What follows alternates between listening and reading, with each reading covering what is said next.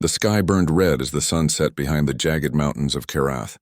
Smoke and dust filled the air, carrying the scent of burning metal and scorched earth. Lyra, a warrior of the Xylarian clan, crouched behind a shattered wall, her heart pounding with both fear and determination. Her armor was scratched, her energy blade flickering from heavy use, but her eyes were sharp, scanning the battlefield for threats. The Xylarian forces had been strong at the start of the day, moving in perfect synchrony. Lyra had been proud to fight alongside them. She had trained her whole life for this moment, learning to move like a shadow, to strike with precision and to protect those she called family. But as the enemy advanced, their numbers overwhelming, chaos spread among the Xylarian lines. Lyra's comrades began to retreat. Confusion rippled through the ranks. She called out, "Hold the line! We cannot give them the ridge!" Her voice was firm, even as her claws gripped her weapon tighter. But her calls were met with silence, then the sound of footsteps racing away. Her clan was abandoning her. Shock froze her for a heartbeat. Betrayal burned hotter than the flames around her. She had trusted them, fought beside them, bled for them, and now in the direst moment they left her behind. Her instincts screamed at her to run, to escape, but her body was already wounded. A beam of plasma streaked across the battlefield, slamming into the wall beside her. Shards of metal and stone pierced her shoulder, and pain exploded across her side. Lyra gasped and fell to one knee. Her vision blurred as the sound of battle roared around her. Somewhere in the chaos she heard a voice, not Xylarian, not from her clan. It was calm, almost gentle over the din of destruction. "Hold on, don't give up." Lyra struggled to lift her head and saw a figure moving toward her. He was small compared to the towering Xylarian warriors, clad in human armor that looked fragile but well-made. His hands held strange devices that glowed softly. She blinked in disbelief. Humans? Here, on this battlefield? Before she could react, the human knelt beside her, his eyes sharp, scanning her injuries. "You're not going to die today," he said firmly. "I won't let that happen." Lyra's pride flared. She wanted to push him away, to tell him she could manage, that she didn't need help. But the pain in her shoulder and the blood dripping down her side made it impossible. She could barely move. Why?" she whispered, struggling to keep her voice steady. "Why do you care?" The human's eyes did not waver. "Because saving lives is what we do," he replied simply. "All lives. Yours included." He worked quickly, using tools that hummed softly and emitted light. Lyra felt her wounds being sealed and stabilized, though the pain did not disappear completely. She gritted her teeth, letting him work. She did not know whether to trust him, but in that moment she had no other choice. Minutes stretched into hours as the battlefield continued around them. The distant sounds of fighting grew fainter as more and more Xylarian soldiers disappeared into the smoke, abandoning their posts. Lyra's chest heaved with every breath and her muscles trembled from exhaustion and blood loss. Yet the human stayed by her side, calm and methodical. "You are strong," he said quietly, "but strength alone isn't enough. You need help sometimes." "That's not weakness," Lyra's pride bristled. She had always believed strength was everything. To admit she needed help felt wrong, almost shameful. But as she looked into his determined eyes, she realized he was right. Strength wasn't just about power or skill. Survival required something more. Suddenly, a sharp noise cut through the night, the whine of enemy hovercraft approaching. Lyra tensed, ready to fight, but the human placed a firm hand on her shoulder. "Stay down. Let me handle this." Before she could protest, he activated a device that sent a pulse of energy outward. The approaching hovercraft were thrown off balance, stumbling and crashing into the rocky ground. The air was thick with sparks and smoke. Lyra watched in awe. This human, fragile in appearance, wielded a kind of power she had never imagined. As the dust settled, Lyra's body shook from exhaustion and adrenaline. Her mind raced with questions. Who were these humans? Why were they here? Why had one of them risked everything to save her? She wanted to ask more, to understand, but her energy was fading. The human knelt beside her once again. "You need to rest. I'll carry you if I have to." Lyra's pride surged one last time. I can walk," she muttered, forcing herself to rise. But her legs wobbled and she nearly collapsed. The human caught her without a word, lifting her effortlessly in his arms. She felt a strange mix of shame and gratitude. She had never been carried by anyone, not even by her closest friends or family. Yet she could not deny the relief coursing through her body. As he moved through the battlefield, Lyra noticed the devastation around them. Buildings burned, weapons were scattered, and the bodies of fallen warriors littered the ground. She felt a pang of sorrow for her clan and a bitter sense of anger for their betrayal. Yet in the midst of this despair there was a spark, a small, stubborn hope that she might survive. The human carried her toward a makeshift shelter, a tent filled with medical supplies and faintly glowing machines. He laid her gently on a cot, checking her wounds once more. "You'll be safe here. For now." Lyra closed her eyes, exhaustion finally overcoming her. For the first time in her life, she felt completely vulnerable. But beneath the vulnerability was a growing sense of trust, an understanding that sometimes survival required accepting help from others, even humans.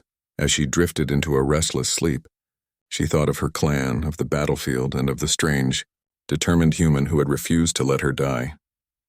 She did not know what the future held, but she knew one thing with certainty. She would not forget this act of courage. Not ever. Outside the tent, the battlefield still raged, but for the first time, Lyra felt a small measure of peace. She had fallen, yes, but someone had lifted her from the edge of death. And perhaps, just perhaps, there was a reason for that survival. Somewhere deep inside, Lyra felt a new kind of fire kindling, a fire that was not just about strength, or pride, or skill. It was about hope, and hope, she realized, was a weapon stronger than any blade. The night stretched on, the red sky fading to black, and Lyra lay on the cot, breathing shallowly but steadily. She did not know the path ahead, nor the challenges she would face, but she knew she was not alone. And in the world of war, betrayal, and uncertainty, that knowledge was more powerful than any armor, any weapon, or any clan. The tent smelled of antiseptic and warm metal. Machines hummed softly, casting a pale blue light across the narrow room. Lyra lay on the cot, her body aching in places she didn't know could hurt. Every breath reminded her of the battle and the betrayal of her own clan. Yet she was alive, and that alone was something new, something she wasn't used to. The human, Dr. Elias Kane, worked quietly nearby, adjusting monitors and scanning devices over her wounds. Lyra's shoulder was bandaged, her side stabilized, but the pain still throbbed like a drumbeat inside her. She gritted her teeth, refusing to cry out, as was her way. "You're stubborn," Elias said softly, noticing her tense muscles. He didn't sound annoyed, just observant. Most would have screamed by now. Lyra lifted a tired eye toward him. "I've survived worse," she muttered, "and I will survive this too." Elias smiled faintly, a shadow of humor in his tired eyes. "Good, because you have to. There's more to do than just survive." Lyra wanted to ask what he meant, but the effort to lift her head left her dizzy. She lay back, letting herself watch the pale light dance across the tent. It was strange to see humans care so completely. In her world, warriors helped each other only when it served them, or when they shared a strong bond. Humans, she realized slowly, did it differently. They helped because they chose to, not because of pride or obligation. Hours passed, then days. Lyra's strength slowly returned. Her wounds healed under Elias's careful attention, and she began to regain small movements of her arm and legs. Every time she tried to push herself too far, he corrected her gently, reminding her to rest. "You can't fight today," he said firmly one afternoon. "Your body is still recovering. You need to learn patience." Lyra's pride flared. Patience had never been her way, but she forced herself to nod, knowing he was right. Each movement she tried made her realize how weak she felt, yet how much she needed him. "Why are you helping me?" she asked one evening, her voice quiet. The battlefield outside had gone silent, the fires from the last skirmishes dying down to orange glows. Elias paused, adjusting a small device over her side. "Because life matters," he said simply. "All lives. Yours included. Humans don't leave people behind." Lyra frowned. The concept was strange to her. The Xylarian clan left people behind every time they thought it was necessary. Survival often meant sacrifice, and yet she was learning that survival could also mean cooperation. Days turned into a week. Lyra began standing, shakily at first, leaning on a support rail that Elias had brought into the tent. He guided her carefully, encouraging small steps and teaching her exercises to rebuild her strength. "Walk to the far wall," he instructed, slowly. "Control your balance." Lyra took a deep breath and started, her legs trembling. Her pride urged her to rush to prove her strength, but Elias's calm voice reminded her to slow down. Step by step, she moved across the room, her muscles screaming, her body shaking. When she finally reached the wall, she sank. The valley lay quiet under a pale blue dawn. Mist rolled between the broken cliffs like soft rivers of smoke. Lyra stood outside the tent, her claws digging lightly into the cool soil. The fresh air filled her lungs, sharp and clean after weeks of smelling only antiseptic and metal. She flexed her shoulders, testing the scars. They still ached, but the ache no longer ruled her body. Inside the tent, Dr. Elias Kane packed medical kits into a small satchel. His movements were steady, his eyes thoughtful. He had already been awake for hours, preparing for whatever might come. The fighting at the horizon was growing closer each day, and they both knew their quiet shelter would not last forever. Lyra glanced back at him. The human still looked fragile to her alien eyes. Thin, pale skin, no claws, no armor. And yet there was a steadiness in him, a kind of hidden steel. She had watched him risk his life for strangers. She had watched him work for days without sleep. Strength, she had learned, came in many forms. "You should eat," Elias said without looking up. "You're burning energy fast now that you're moving more." "I already ate," Lyra replied. She had taken to copying his routines. Simple, practical meals instead of the heavy rations her clan preferred. At first, the human food had seemed tasteless, but she had grown to like the warmth of the broth and the soft bread. They had been in hiding for more than 2 weeks. In that time, Elias had taught her things she never imagined. How to bind a wound with only cloth and water, how to make a small shelter using local plants, and even how to listen for distant hovercraft engines using the echoes off stone. Lyra had also taught him her own ways. Basic Xylarian survival drills, hand signals for silent communication, and the weak points of enemy armor. Slowly, a quiet rhythm had formed between them, one built on mutual learning. But trust came harder. Lyra still woke at night from dreams of her clan abandoning her. Sometimes she would sit up suddenly, claws extended before she realized she was in the human's tent and not on the battlefield. Elias never judged her for it. He would simply hand her water, say nothing, and let her calm down on her own.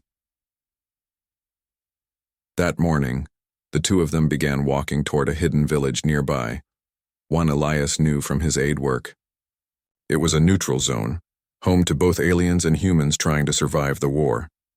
If they could reach it, they could plan their next move. The path was dangerous. The terrain was jagged, full of ridges and deep ravines.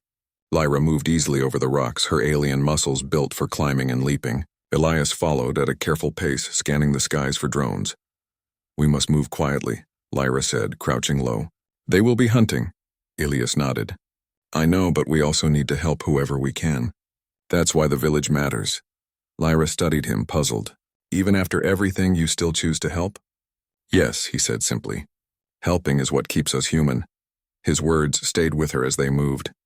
In her clan, helping the weak was seen as wasteful. Survival came first. But Elias seemed to think survival and helping were the same thing. She didn't fully understand, but part of her wanted to. By midday, they reached a sheltered overhang of rock. From there, they could see the small village tucked between 2 cliffs. The structures were simple. Canvas roofs, metal walls patched with stone, small fires smoking from chimneys. Yet it pulsed with life. Children playing near water barrels, old aliens tending to small crops, humans unloading supplies from hover carts. Lyra froze, her throat tight. She had never seen such a place. Different species together, not fighting, not fearing, just living. Elias smiled faintly. "Welcome to Haven Ridge, not much, but it's home for some." As they descended toward the village, Lyra felt eyes on her. The residents stopped their work, staring at the tall Xylarian warrior walking beside a human doctor. Some looked fearful, others curious. Lyra's claws flexed, but Elias put a calm hand on her arm. "It's all right," he murmured. "They're just not used to seeing someone like you here." Inside the village, an elderly human woman approached them. Her back was bent, her hair silver. "Dr. Kane," she said warmly, "we heard you were missing. Thank the stars you're alive." Her eyes flicked to Lyra. "And you brought a guest." "A patient," Elias corrected gently. "And a friend." Lyra blinked. Friend. He had never used that word before. She wasn't sure what it meant in human culture, but it struck her deeply. They were shown to a small hut at the edge of the village. Inside were a few cots, medical supplies, and shelves of food. It was modest but safe. Elias immediately began tending to the sick and injured in the village. Moving from person to person with practiced ease, Lyra watched amazed as he treated humans, aliens, and hybrids without hesitation. His hands were steady, his eyes kind. When a young alien child approached her timidly, Lyra crouched down, unsure how to respond. The child stared at her claws, then at her scarred armor. "Are you a warrior?" the child asked softly. "Yes," Lyra said, her voice low. "But I am also learning new things." The child smiled shyly and ran off. Lyra straightened, a strange warmth in her chest. She had never spoken to a child like that before. She was used to battlefields, not villages. Days passed in Haven Ridge. Lyra began helping Elias with his work, lifting heavy supplies, building stronger shelters, and keeping watch for enemy scouts. The villagers slowly warmed to her. They saw she was not a threat, but a protector. At night, she and Elias would sit by a small fire outside their hut. He would tell stories of Earth, of its oceans, its forests, its many peoples.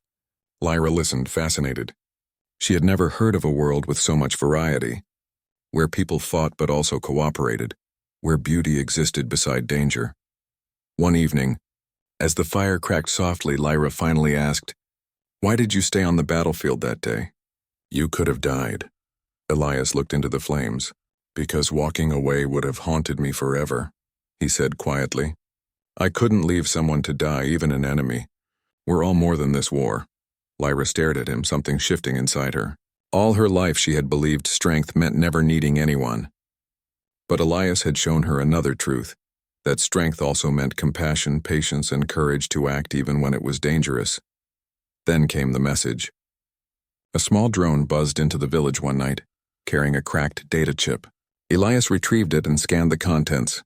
His face darkened. "What is it?" Lyra asked. He hesitated. "Your clan. They're in danger. They tried to strike at the enemy supply lines, but were ambushed. Many are wounded." They sent a distress signal. Lyra's claws dug into her palms. A flood of memories hit her. Her clan running from the battlefield, leaving her to die. The anger, the pain, the shame, and yet they were still her people. "They abandoned me," she said, her voice low. "Why should I care?"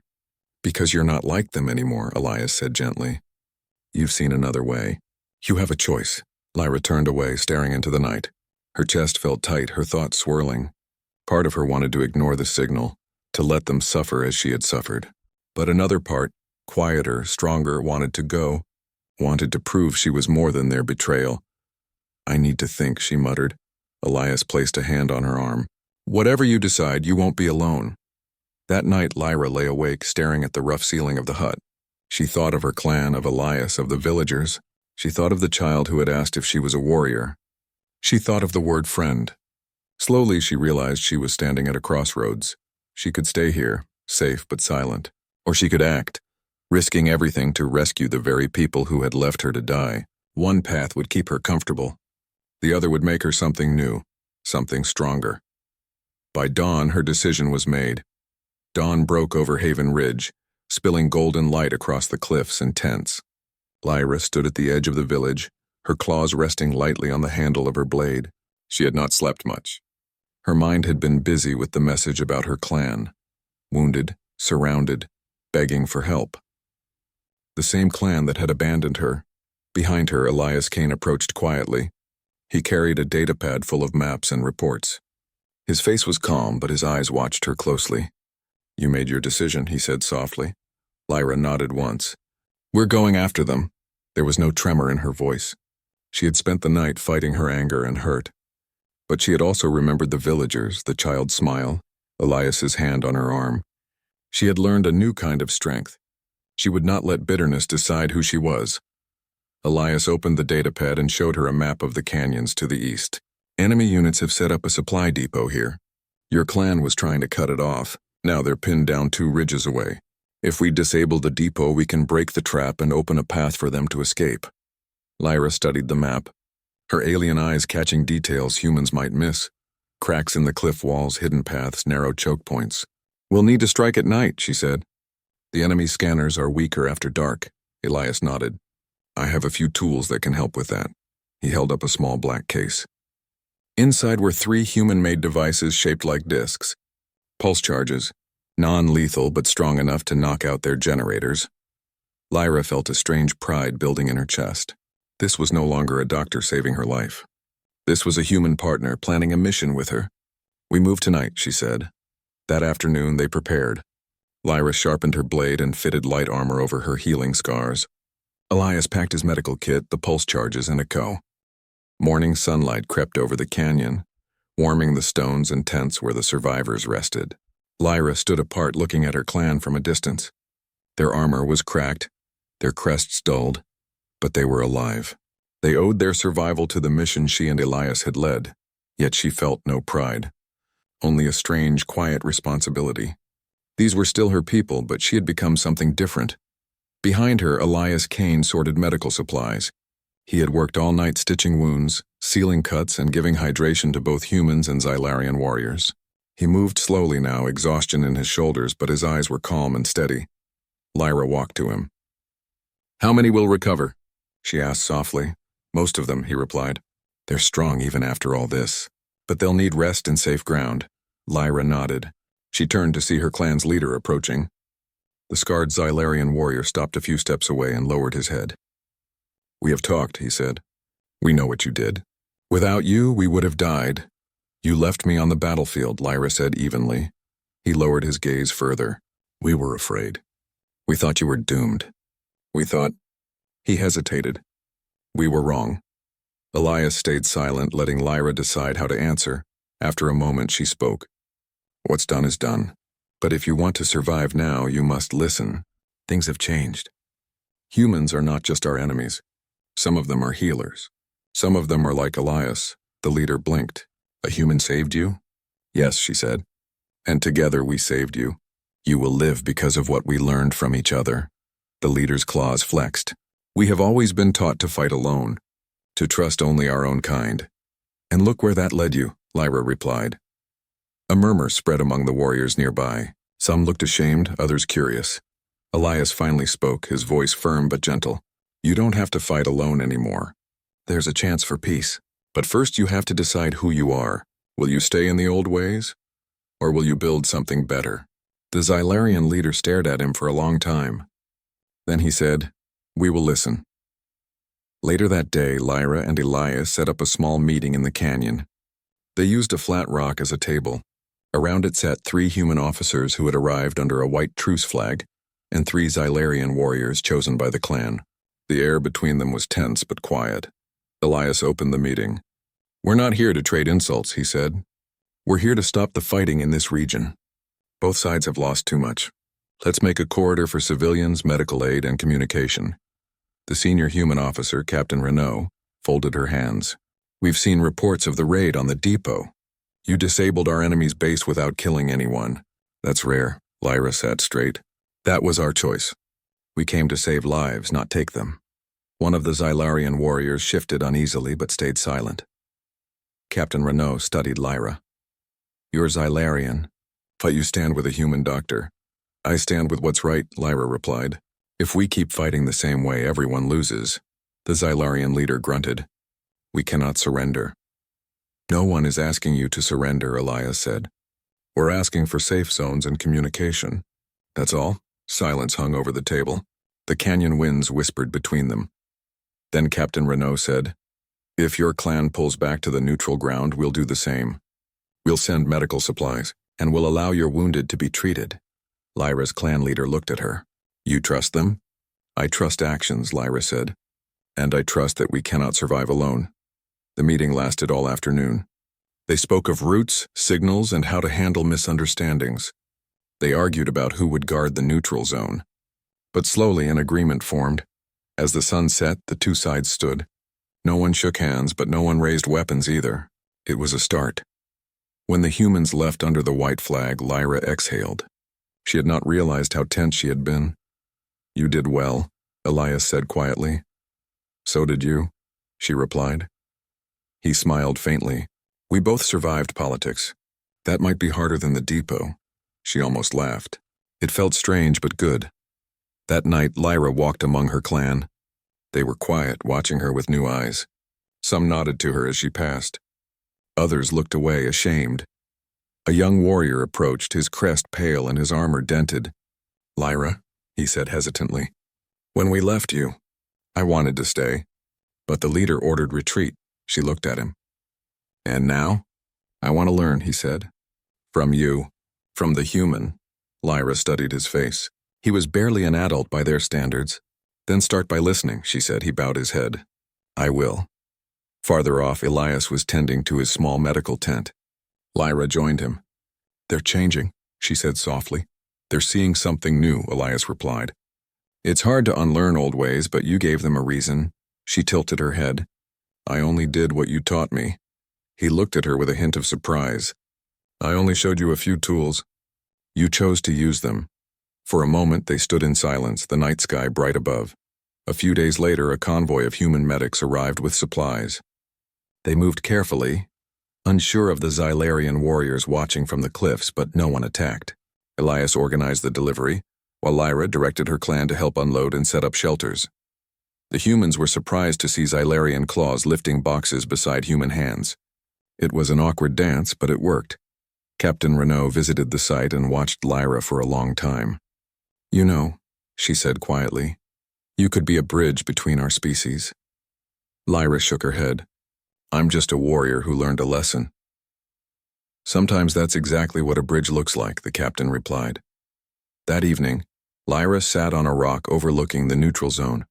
Below, humans and Xylarians moved in slow patterns, exchanging supplies, setting up lights, tending to wounds. It was fragile, but it was real. Elias joined her, sitting cross-legged. "You're thinking about the future," he said. "Yes," she replied. "About what comes next. About what happens when the rest of the war notices this place." He nodded.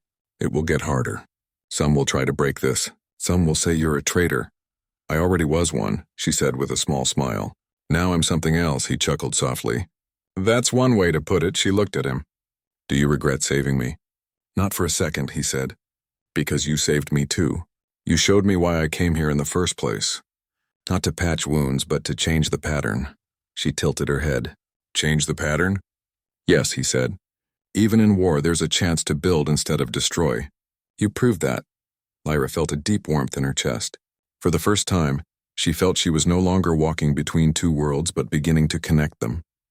Later that night, the Xylarian leader approached her again. "Lyra," he said quietly, "we are alive because of you. But more than that, we are thinking differently." She met his eyes. "Good. Because if you want to survive this war, you'll need to change even more." He nodded slowly. "Perhaps you should lead us." She shook her head. "Not yet. I'm still learning too. But I'll stand with you and with Elias. We'll build this together." The leader bowed his head. "Then we will follow." The stars wheeled overhead, cold and distant. But the ground below felt a little warmer. Lyra sat with Elias at the edge of the camp, their shoulders almost touching. "I never thought I'd see this," Elias murmured. "Neither did I," she said, "but maybe that's why it matters." They sat in silence for a while, listening to the distant hum of human and Xylarian voices blending together. For 2 weeks, the neutral zone had held. Humans and Xylarians worked together under the rocky cliffs. Tents lined the canyon floor. Medical supplies flowed in. Patrols moved side by side, cautious but calm. Lyra spent her mornings walking the perimeter with Elias. She liked to watch the sunrise over the stone spires. Each day felt like proof that change was possible. Yet she knew the peace was fragile. One morning, a human scout ran up to their tent, breathless. "There's movement to the north," he said. "Heavy units. Not ours." Lyra exchanged a glance with Elias. "An enemy faction?" "Looks like it," the scout said. "They're not answering signals." Lyra's claws flexed. She had warned her clan that someone would try to break the truce. Now it was happening. Elias straightened, his medical pack slung over his shoulder. "We need to see this ourselves." They climbed a ridge overlooking the northern pass. Below, a column of armored hovercraft rolled toward the neutral zone. Their markings were neither human nor Xylarian, a splinter group from the wider war known for ignoring truces. "They're going to attack," Elias said quietly. Lyra's eyes narrowed. "Then we stop them. But not like before. We do it together." Back in the camp, Lyra called a meeting. The Xylarian leader stood at her side and Captain Renault joined from the human side. Around them, warriors and medics listened. "There is a threat coming," Lyra said. "It does not care if you are human or Xylarian. It will destroy everything we built here." Captain Renault nodded. "We can't run. We have to defend the neutral zone." The Xylarian leader looked at Lyra. "We have numbers but not weapons. We left much behind." "We have planning," Lyra replied. "And we have unity. That's stronger than weapons." Elias added, "If we fight smart, we can hold them long enough to send for reinforcements." The crowd murmured, fear mixed with determination. Lyra raised her voice. "This is the final test. If we hold this ground together, then this peace is real. If we fail, everything we've done is lost." They began preparing. Humans shared spare rifles and shock grenades with Xylarian fighters. Xylarians showed humans how to fortify the Canyon de Lar.